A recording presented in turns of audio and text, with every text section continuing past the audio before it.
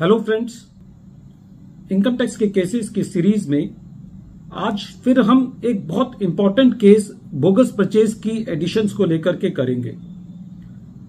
Present case में honourable Bombay high court के सामने एक इशू ये सामने था कि यदि ट्रिब्यूनल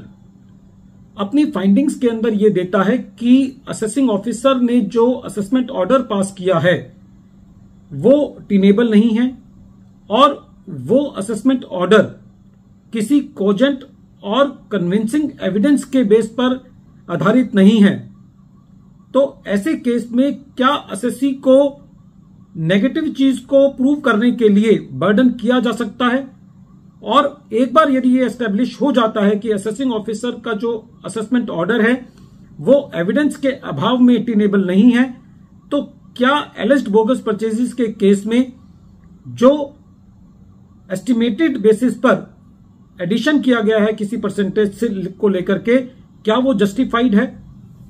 यही issue honourable Bombay high court के सामने present case Ashok Kumar Rungta versus income tax officer and others के केस में सामने आया और ये केस 474 ITR पेज नंबर 160 पर रिपोर्ट हुआ और इस केस का जजमेंट 15 अक्टूबर 2024 को आया।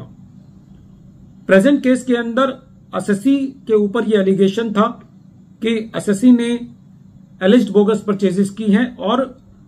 वेरियस सबमिशंस को देने के बाद भी असेसिंग ऑफिसर ने सेक्शन 37 के अंदर सारी एलिज्ड बोगस परचेजेस का एडिशन कर दिया। इस केस में असेसी के लिए जो रियायत थी वो ये थी कि एटलीस्ट जो एडिशन किया गया वो सेक्शन 37 में किया गया, नहीं तो ये एडिशन सेक्शन 69C में कर दिया जाता है और असेसी के ऊपर एक बहुत बड़ी ह्यूज डिमांड क्रिएट कर दी जाती है। असेसी का यह कहना था कि असेसी ने इस परचेजेस के अगेंस्ट सेल की है जो कि सेल टैक्स रिटर्न से सपोर्टेड है और रेवेन्यू के पास कोई ऐसा एविडेंस नहीं है,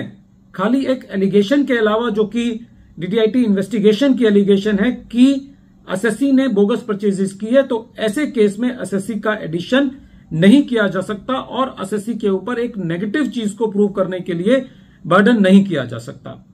लेकिन एओ ने एडिशन किया। जब ये मैटर सीआईटी अपील के पास था तो सीआईटी अपील ने जो सेक्शन 37 के अंदर एडिशन था उसको 10% के रेट पर रिस्ट्रिक्ट किया। ट्रिब्यूनल ने अपनी फाइंडिंग ये दी कि जो असेसिंग ऑफिसर का ऑर्डर है वो एविडेंस के कोजेंट एविडेंस के क्रेडिबल एविडेंस के अभाव में टीनेबल नहीं है, लेकिन 10% के एडिशन को जस्टिफाइड माना। कोई ऐसी रीजनिंग नहीं दी कि जो 10% का डिसअलाउंस है वो क्यों प्लॉजिबल है, वो क्यों रीजनेबल है या वो क्यों नेसेसरी है। जब असेसी इस 10% के एडिशन को चैलेंज करते हुए बॉम्बे हाई कोर्ट में गया तो कोर्ट का यह कहना था कि प्रेजेंट केस के अंदर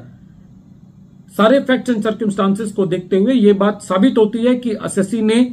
परचेजेस के अगेंस्ट सेल की है। उस सेल को इनडायरेक्ट टैक्स अथॉरिटीज ने सेल टैक्स रिटर्न्स के रूप में और उसके ऊपर टैक्स को एक्सेप्ट करके उनको ड्यूली एक्सेप्ट किया है। और प्रेजेंट केस में जो एडिशन किया गया है असेसी का वो किसी भी कॉजेंट या कन्विंसिंग एविडेंस के बेसिस पर नहीं है, तो ऐसे केस में जो असेसमेंट ऑर्डर पास किया गया है उसको जुडिशियली टीनेबल नहीं कहा जा सकता। कोर्ट का यह कहना था कि प्रेजेंट केस में ट्रिब्यूनल ने यह व्यू लिया है कि क्योंकि असेसी ट्रांसपोर्टेशन ऑफ गुड्स को प्रूव नहीं कर पाया है, इसलिए ट्रिब्यूनल ने यह व्यू पॉइंट बनाया कि असेसी ने वो माल ग्रे मार्केट से खरीदा है। लेकिन कोर्ट का यह कहना था कि एक बार यदि क्वासी जुडिशियल फाइंडिंग से यह साबित हो जाता है कि रेवेन्यू के पास कोई कॉजेंट या कन्विंसिंग एविडेंस नहीं है, तो ऐसे केस में असेसी से ये एक्सपेक्ट करना सही नहीं होगा कि असेसी अपनी के ऊपर जो एलिगेशन लगाए गए हैं उनको प्रूव करे, एक नेगेटिव चीज को प्रूव करे। कोर्ट का यह कहना था कि प्रेजेंट केस के अंदर ट्रिब्यूनल ने एक इक्विटेबल मिडल ग्राउंड लेते हुए 10% की एडिशन को जस्टिफाई किया, जो कि ठीक नहीं है, क्योंकि प्रेजेंट केस के अंदर जो काउंटर पार्टीज थी इतने सालों के बाद भी उनको प्रोड्यूस नहीं किया जा सका। इसलिए सारे फैक्ट्स एंड सर्कमस्टांसेस को देखते हुए जहां पर ट्रिब्यूनल ने खुद ये माना है कि जो असेसिंग ऑफिसर का ऑर्डर है वो टेनेबल नहीं है, तो ऐसे केस में इवन 10% का एडिशन जो है वो जस्टिफाइड नहीं है। वीडियो के अंत में एक बार फिर मैं केस का नाम रिपीट कर रहा हूं। केस का नाम है Ashok Kumar Rungta versus income tax officer and others, और ये केस 474 ITR पेज नंबर 160 पर रिपोर्ट हुआ। Matter honourable Bombay high court ने 15 अक्टूबर 2024 को डिसाइड किया। Thank you friends.